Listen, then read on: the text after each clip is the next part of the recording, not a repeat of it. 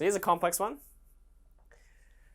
This is phosphoric acid, so H3PO4 plus barium hydroxide, which is BaOH2, goes to form barium phosphate, Ba3PO4 plus H2O, okay? So put the equation in general form. So I just put A, B, C, and D. Every single time we just do this, okay? Unless, of course, you've got a faster way. So set the coefficient of the most complex chemical to 1. This is a sort of one of those things that is not immediately clear. For me, I think this one's probably the most complex. A lot of people would say this one's the most complex. It really doesn't matter. Like I said, you can pick any one. It's up to you. So seeing as it's arbitrary, let's just say A equals 1. A equals 1. Just remember, you can pick any of them, so don't be worried. Just pick any of them, but I just picked A. So as maybe a homework exercise for you to do on your own, try doing it by setting each of these ones, B, C, D, to be 1, and then work through the rest of the steps that way, and you'll get the same sort of answer. So if I set A equals 1, this is our equation. You can see that A has become 1. Now check which elements appear in only one product and one reactant. So if we look at it, P, phosphorus, appears once here, once here. Barium appears once here, but hydrogen appears here and here, and here.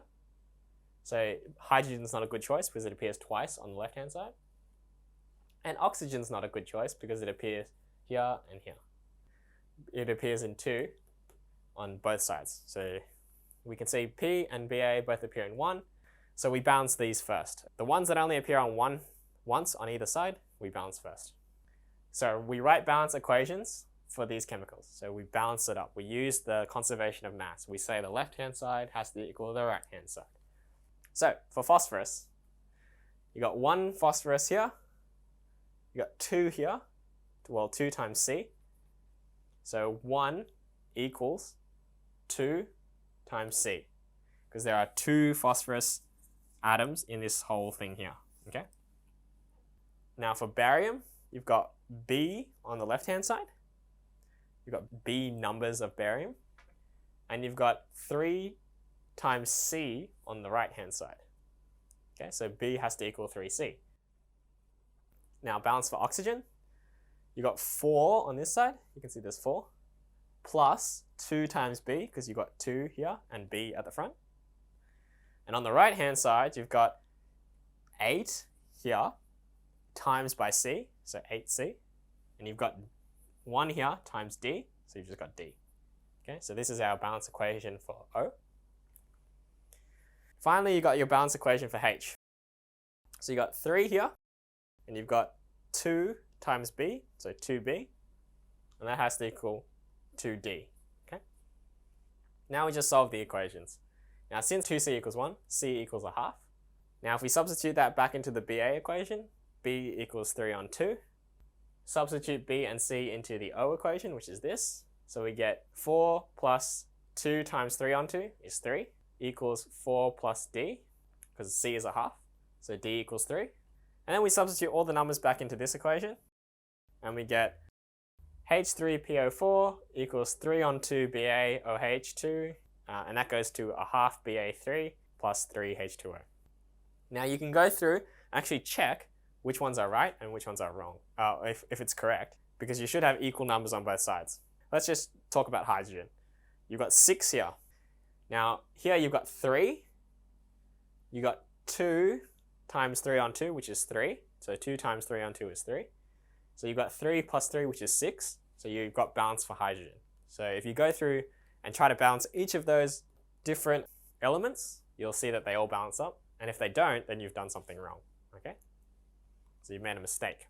So that's how you check if you've made a mistake or not. Okay? Now, what about this one? Balance Cu plus HNO3. So this is copper plus nitric acid, which gives you copper nitrate plus nitrous oxide plus water.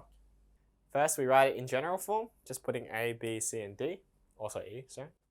And then we set the coefficient of the elemental metal to be 1, okay? So we set A to be 1, and so we write balancing equations. To balance for the copper, we have A has to equal C, because it has to be the same number of coppers on both sides. So A equals C. For hydrogen, B has to equal 2 times E, right? There has to be the same number of hydrogens on both sides. So 2E hydrogens on the right-hand side has to be the same as B hydrogens on the left-hand side. So we get B equals 2E. Now for nitrogen, this one's a bit harder because you've got B on this side, B times 1. That's how many nitrogen atoms we have on the left. But on the right-hand side, we've got 2 times C, so 2 times C, plus D on the right-hand side. So we have 2 times C nitrogens plus D nitrogens on the right-hand side, and B nitrogens on the left-hand side. And finally, oxygen. This one's probably the hardest because there's so many oxygens. But you've got 3 times B oxygens on the left-hand side, which is here. 2 times 3 times C, which is 6C. 2 times 3 is 6, plus times C is 6C. D times 2 oxygens, so 2D, plus E oxygens. Okay, so this is the balance for oxygen. So now we list what we know. We know that A equals 1. We've set that. So that means C also equals 1. Okay, so we know those two instantly. From the nitrogen balance, we got this equation. So if we substitute C into this, we get B equals 2 plus D. Right? From the hydrogen balance, we got this. And so E equals a half B. You can sort of manipulate this as we go along, but so how you solve these equations is totally up to you. This is how I did it. If we substitute 2E for, or B for 2E in this equation, we get 2 plus D equals 2E. Okay, so we're just substituting B. Okay, so now we've got equations 1, 2, and 3. Now from oxygen balance, we've got this. Now we substitute 1, 2, and 3 in, and we get 3 times 2 plus D equals 6 plus 2D plus a half times 2 plus D. Okay, now if I take this whole term and subtract it from this side and subtract it from this side, we get 3 minus half is 2.5, and the fractional form of that is 5/2. Just imagine this was like x or something. And this would be the same, this would also be x. So it'd be 3x minus a half x, which is 2.5x. And that's that. Okay. Now I'm expanding the brackets. So I get 5/2 times 2 is 5, plus 5/2d, because I'm multiplying the 5/2 in. Now if I rearrange this and simplify, we get a half d equals 1. Okay, so I'll leave that for you to do. And so d must equal 2. Now if I sub back into each of the previous equations, so b equals 2 plus d, so if I substitute d, I get 4. 2 plus 2 is 4. Now that I know this, if I substitute this one back in here, e equals a half b, and b is 4, e must be 2.